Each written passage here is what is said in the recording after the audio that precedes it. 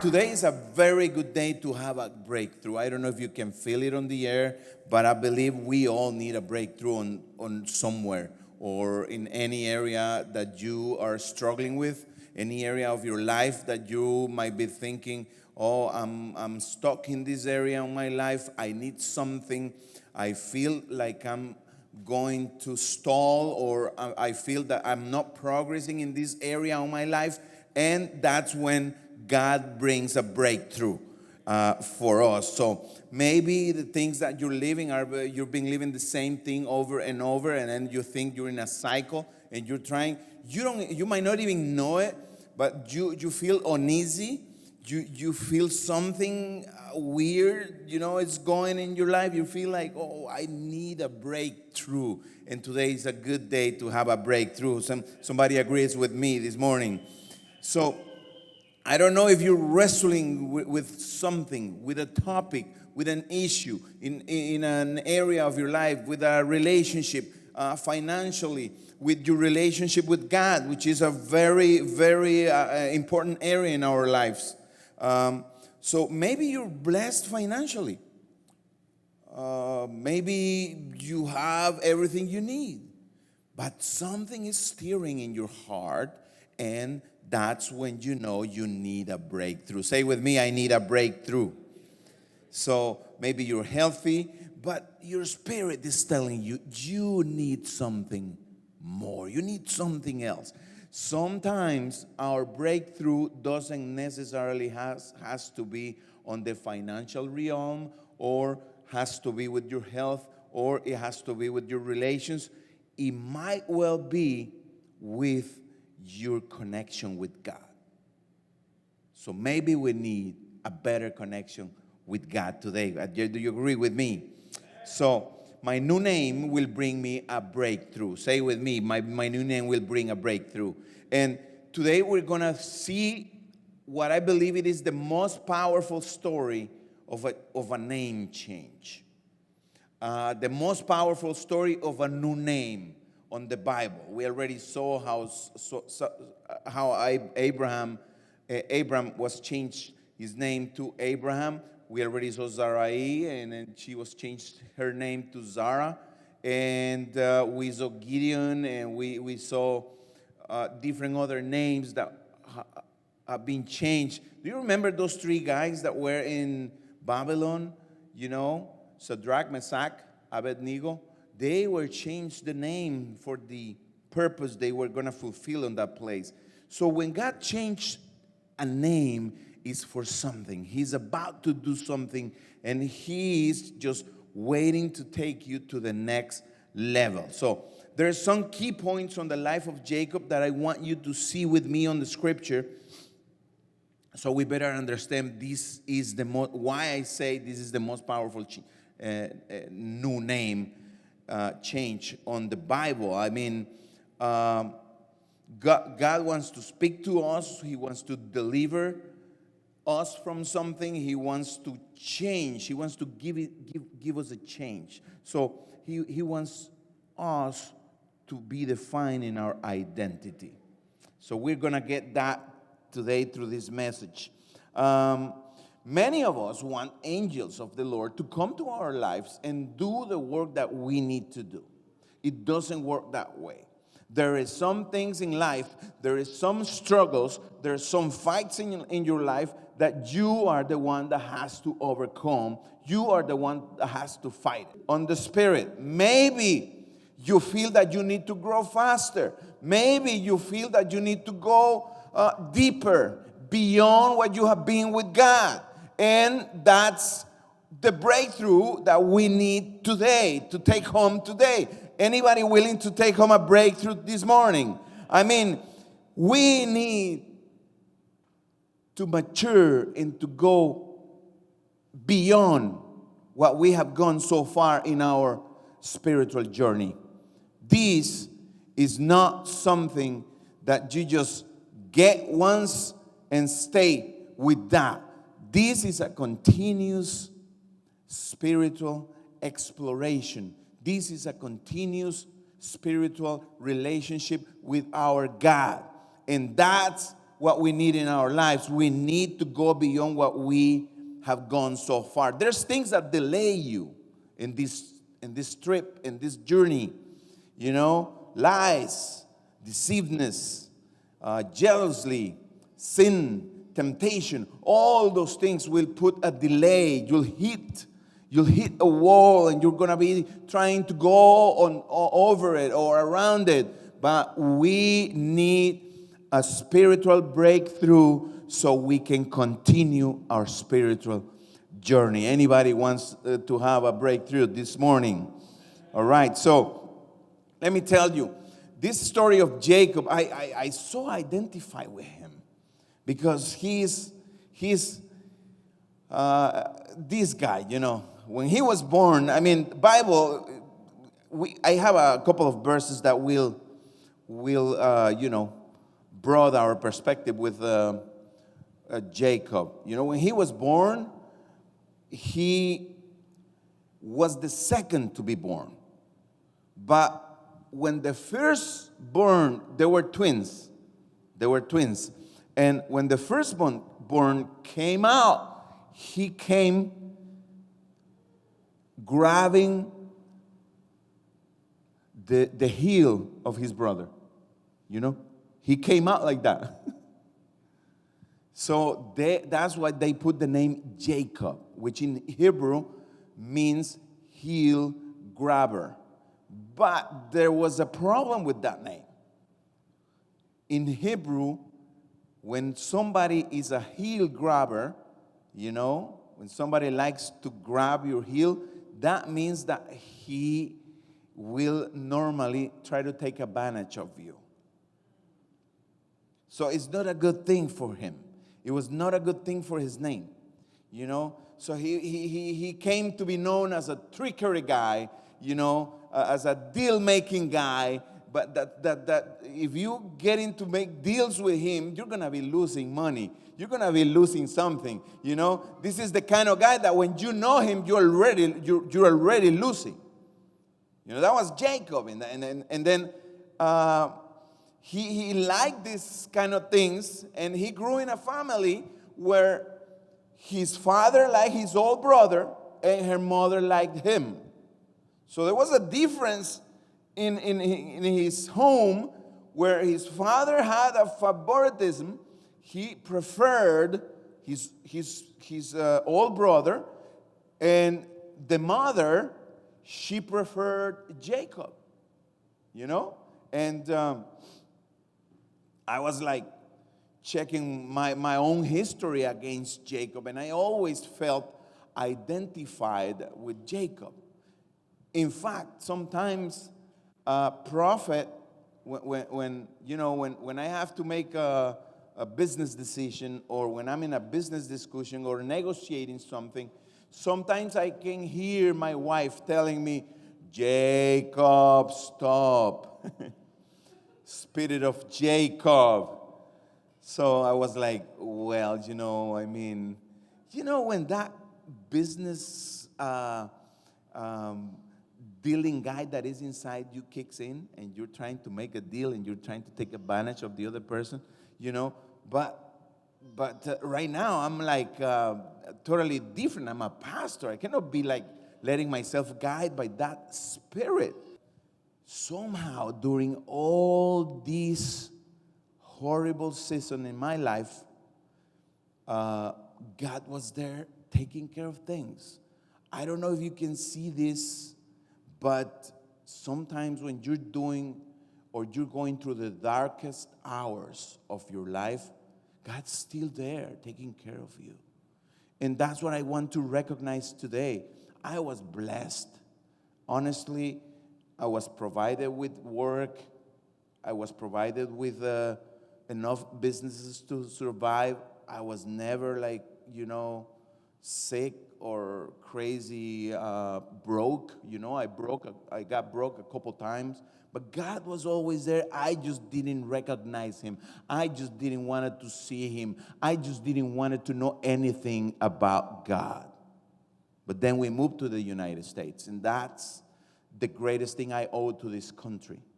That when I came to this country, Jesus found me. I finally was able to see him. He was there all the time. Every step of my way, every step of my journey, I started recognizing all the times that he saved my life, all the times that he opened my doors, all the times that I got blessed without even loving him, without even knowing him, without even recognizing him. I got so blessed, you know. And that's why I identify with this guy, Jacob. You know, he stealed, he steal the blessing from his brother. He grew in that home that was kind of like, you know, the father going one way and the mother going on the other way. And he was he was spoiled by her mother. And let me read on Genesis chapter 25, just to give you a couple of verses. He says here, when Jacob was born, the first one was very red at birth and covered with thick hair, like a fur coat. So they named him Esau, which it means in Hebrew, hair. That's what Esau means. And then the other twin was born with his hand grasping Esau's heel. So they named him Jacob. And Isaac was 60 years old when the twins were born. Jacob sounds like the Hebrew word for heel or deceiver, you know. Then let's hear this part of the story, Genesis 29. Look, when he was born, they put that name because it sounded like what he was doing. And then look in Genesis 29. Jacob woke up in the morning and he was deceived by his uncle. You know, he was in his house, and the mother told him, look, your father is going to bless your older brother. Do this. Prepare the food. You know, it's a business transaction. You know what I mean? And she said, prepare the food, go to your father, give him the food, and ask him for the blessing. So he's like, he already bought that blessing. He made a deal. He made a deal with his old brother. His old brother came from a long day, working hard, and he was very hungry, and he was like, okay, I'll give you food if you give me your firstborn right.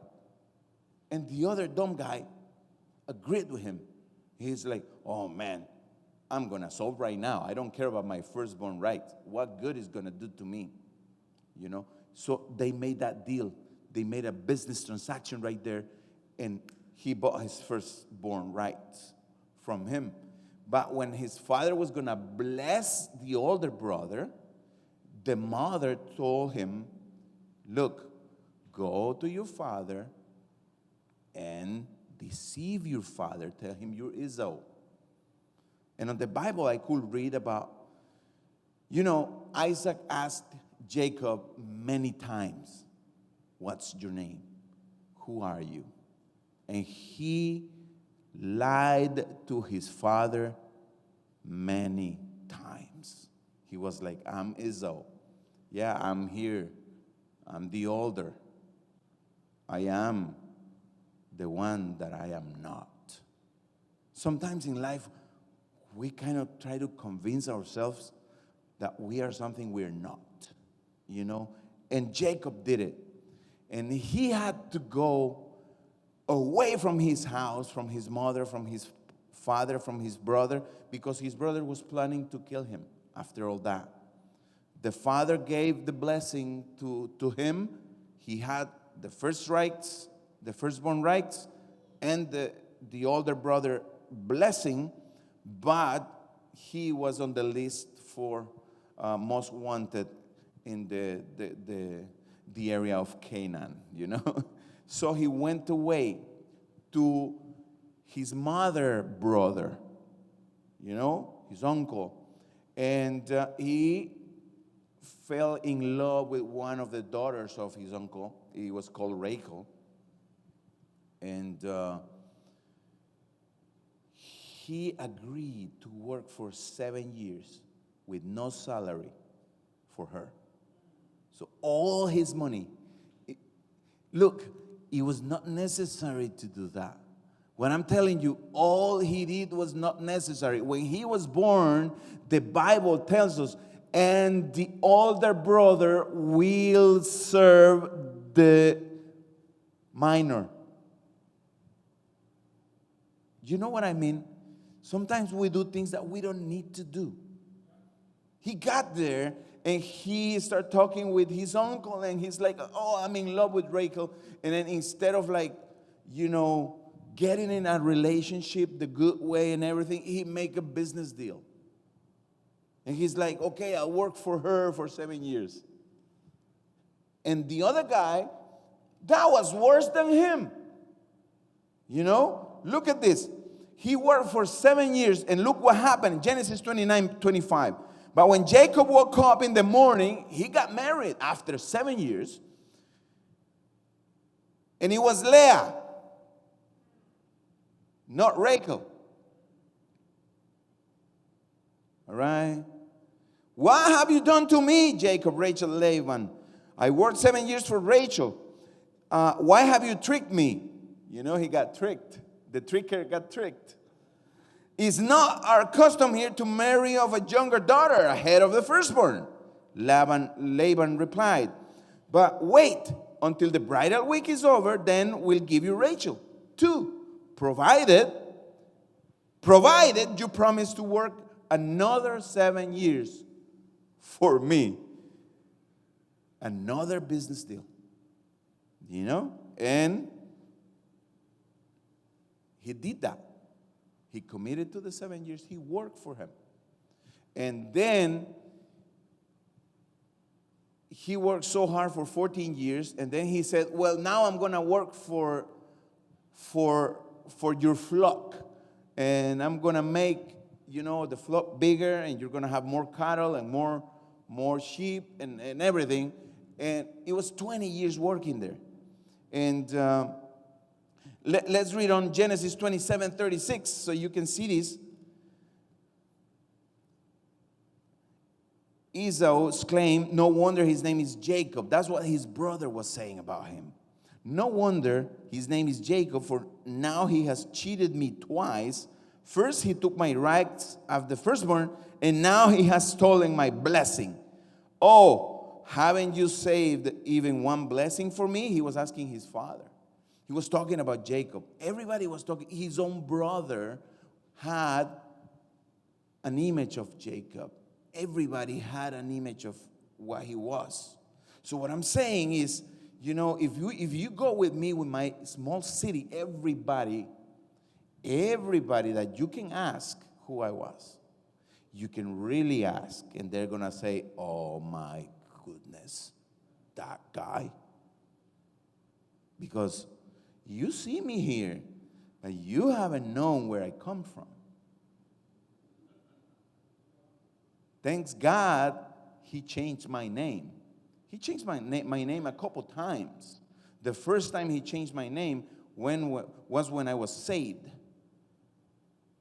That was my first name change. Then, the second name change was July 6, 2006. No, 2001, July 6, 2001. That's my first name change. Then the second name change was December 12, 2006. When that week, he called me with a different name. And he called me to be a pastor. That week, we started this church in my house, on the living room, on a GPS. That's why we love groups, in small groups. It was a small group, and this church was born on December 15, on a Friday, in a small group. That's why we do small groups. That's why I love them, And then the last name change that I had was April 18 this year. We were having a marriage meeting, and we were training for the Armonia movement. We're going to start soon with the Armonia movement. We were in this training, and they talk about this new name that God could give us. And they sent us to prayer to ask God, God, what's going to be my new name? And we went to prayer for, I believe it was over half an hour, 40 minutes. We were let alone. We were let there to stay with God, trying to listen his voice, to see what was going to be my new name. And he gave me the new name this year. I thought I was not going to get it. I was coming down the stairs already, and I was going to say, well, they told us he might not giving you the new name today.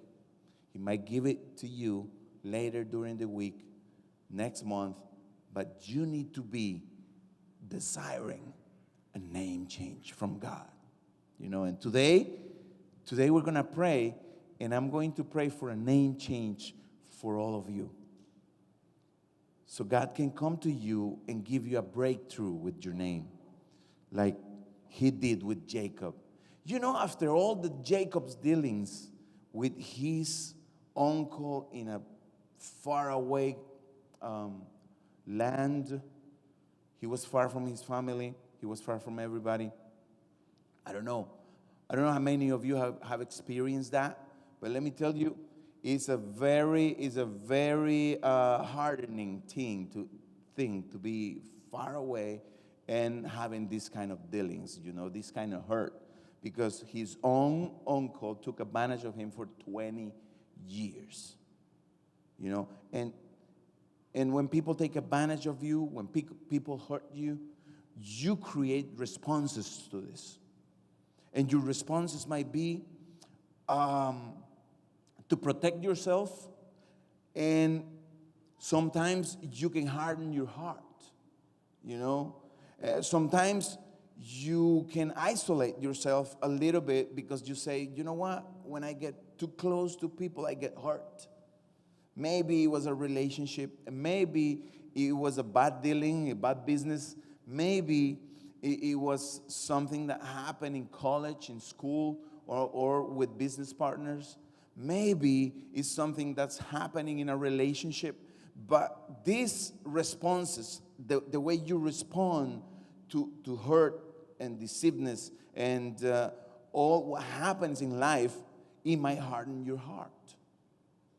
And that response will create a false self that, you'll be walking in life, you'll be facing everything, doing whatever you need to do, but this false self is the one responding, is not really you. And it comes this moment, where when you're hurt, when you're taken advantage of, when you're marked, when you're judged by people, you make decisions. And those decisions will promote this false self in your life. And this false self will be you until you stop him from continuing what you need to continue doing, Now, God is never late. Let's read on Genesis chapter 32 what's happened. Read it with me. It says, Jacob was ordered by God to come back to his father, right? And he's on the way back, but he's afraid. He's really afraid because he's like, oh my God, I'm being obedient with God. I'm walking towards my land, towards my father's place, but Esau is there. And he promised to kill me. And on the way back, he started like sending gifts to his brother. He sent many sheep, cattle, everything he had. He sent servants to meet him in the way. One of the servants came back and told him, look, Esau already saw all our people and cattle, and he's coming to find us with 400 men, with an army of 400 men. That was the day that Jacob was the most afraid in his life. And the Bible says it like this. This left Jacob all alone in the camp. Genesis 32:24. And a man came and wrestled him until the dawn began to break. So, first thing for a breakthrough is that there is a moment in your life that you will be alone in your journey, in your spiritual journey. You will feel alone. You will feel like something needs to happen, and God will come to you.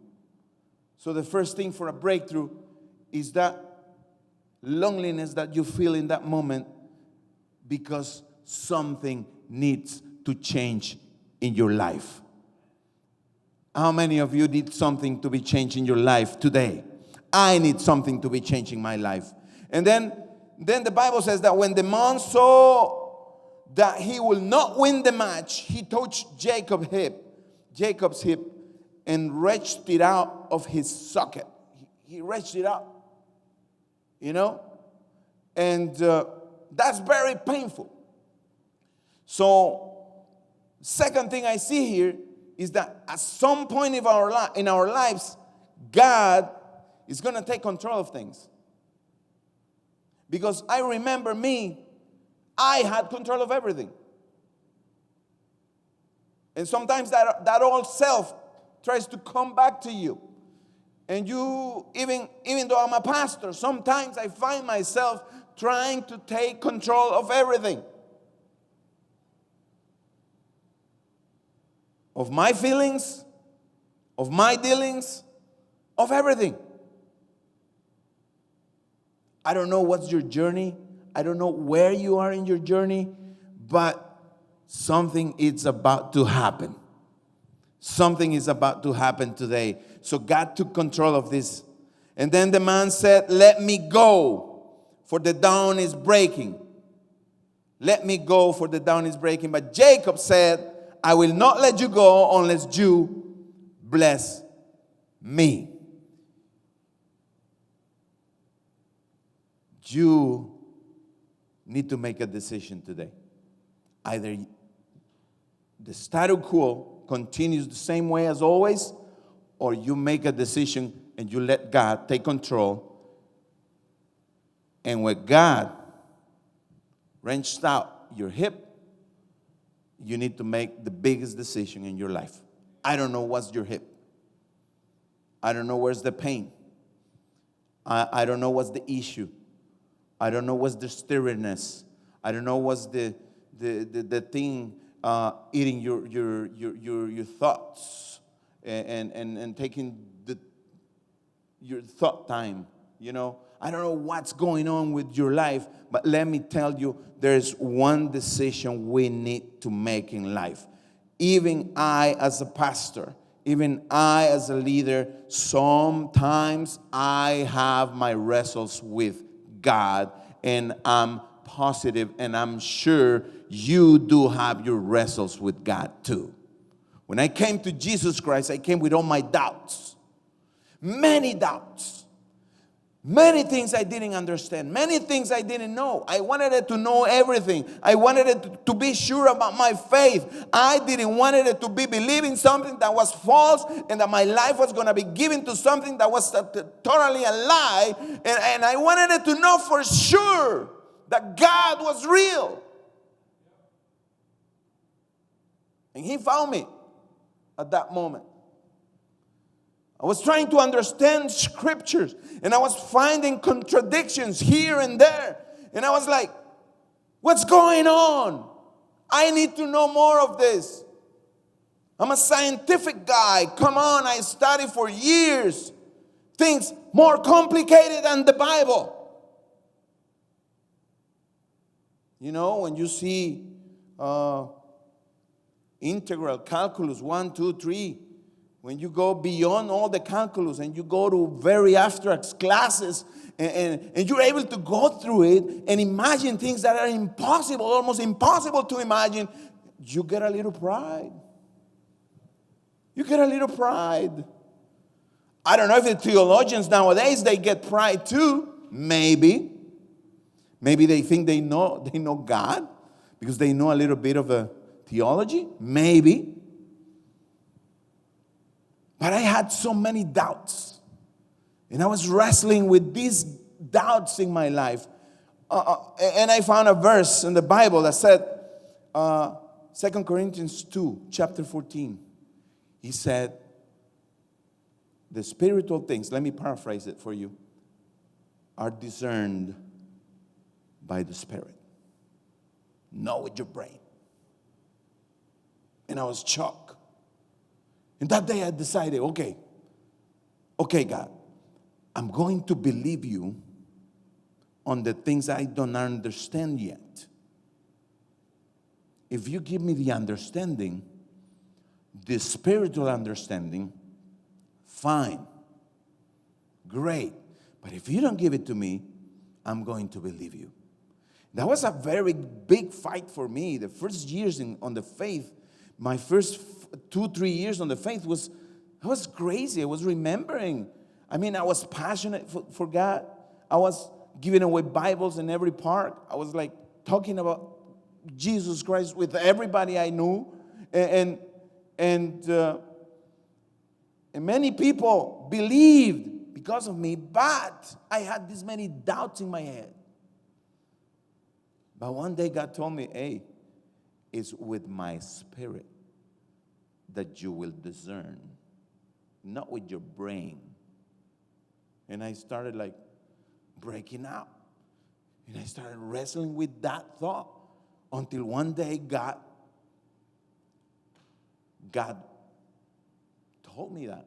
And I was like, okay, I'm not going to let go from you just because I don't understand something. I'm not going to let go of you just because I don't get it.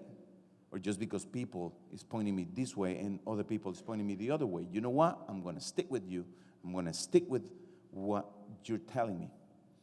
And I'm going to try to discern it spiritually. So, I don't know where are you in your journey? What's your wrestling with God? What's the steer in your spirit? What is that you're like fighting with? It might be doubt. It might be that you feel stuck. It might be that you're so blessed that you have almost everything you need. You know, you have a house, you have a job, you have your work, your school. You have everything you have ever wanted to or needed. But you know there is something more. You know there is something more. And let me tell you today, there is something more from God to you. So in the worst and darkest hour, you need to do what Jacob did. This is what he did. He said, I will not let you go unless you bless me.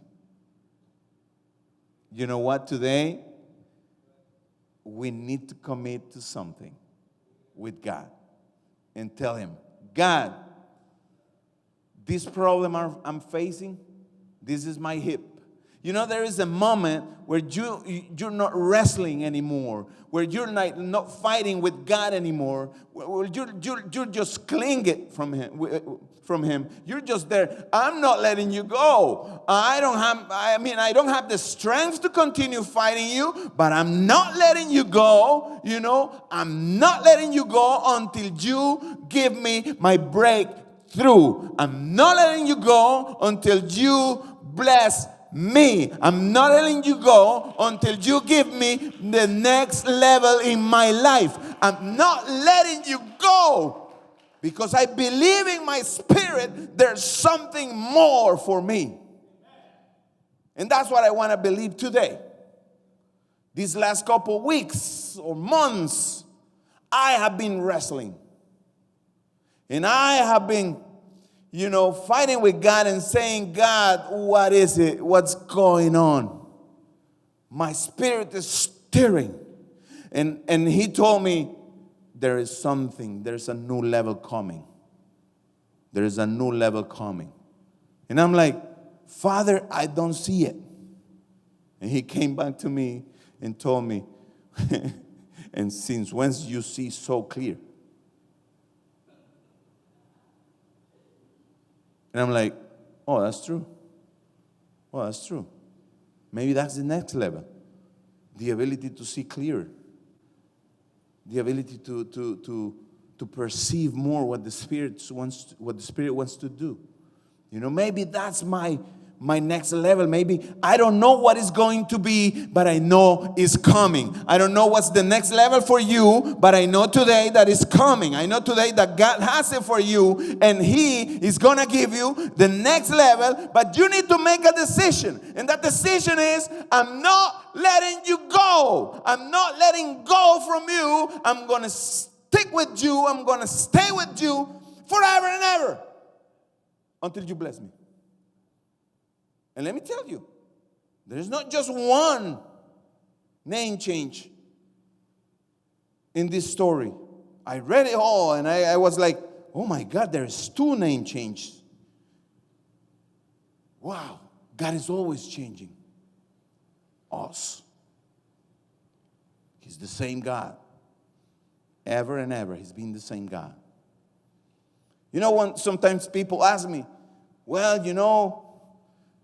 how can God be here and there, and how God will, create the stars, and how God will know the future. So I told him, well, you know what? How can we pretend to understand our God? All I know is He was before all this was created. And He has always been. He's out of time. Time doesn't affect God. Space doesn't affect God. He created this.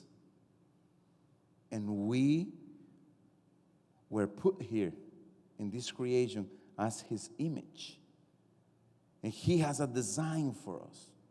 You know what the angel told Jacob? After that, he told him, let me go back a little bit. Verse 27. Jacob said, I will not let you go unless you bless me. And then the angel said, what is your name? How shocking the question. Instead of the angel saying, look, you're good for fighting, brother. I'm going to bless you. The angel came back to Jacob and asked him, what's your name? And when I was praying to prepare this message, God asked me again, what is your name? And I started remembering where I came from.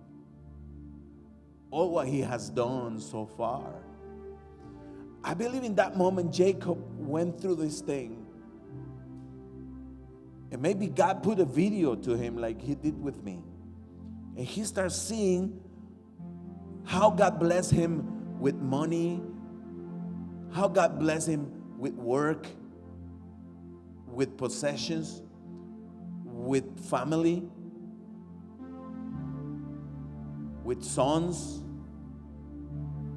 He started seeing all that back, and he was like, I believe he came to the realization that I came with. And you might have a different one, and that's okay, because that's the Spirit showing what is it to you or for you. But this is what I saw. I saw everything God has done in my life that I thought I did. I don't know if you understand what I'm saying. But I thought I did some things. I had the audacity of thinking I did some things. And all the good things. I came to the realization that all the good things were done for him, from him. He did all the good things. And then I came to the realization too, which is not the good one, which is a painful realization too, that I did all the bad things. And that's why I needed to wrestle with God. And in that moment, I was like, oh my God. The good He has done. He has done everything for me. He has blessed me beyond my needs. I have more than I need. Honestly, in life. I have a family, precious daughters, sons, grandsons now. But let me tell you, God did that. And when He asked Jacob, what's your name? I believe Jacob went back to that day when he was telling a false name to his father, when he was following instructions from his mother. He was deceiving himself. He was deceiving people. And then 20 years of process started. I believe Jacob thought for a moment, and finally he replied the right thing to reply. He said, I'm all the wrong. I'm Jacob. I'm the deceiver. And he accepted that. And in that moment when you accept that you made mistakes, that you commit sins, that you're not perfect, and you say, well, Father, my name is imperfect. My name is sinner. I'm here with a false identity. I'm here with what life has given me. And this is the best I could do. This is the best I could have in my abilities for you. And here is my name. It's not my real name, but here it is. And Jacob gave him the name to God. And this is the response from God. Your name will no longer be Jacob. The man told him, from now on, you will be called Israel, because you have fought with God and with men, and you have won. Sometimes we need to be weak to win. Sometimes we need to accept what we don't want to accept. And today I want to accept something before you, that I'm imperfect, that I made mistakes, and that I need forgiveness. And I know God will be there. Oh, my son, you're ready for your next Israel. Because you know what Israel means? Israel means Prince of the armies of the Lord. The one that fight with God beside him is not alone anymore. God is on your side forever and ever. So I don't know you, but I need my next Israel.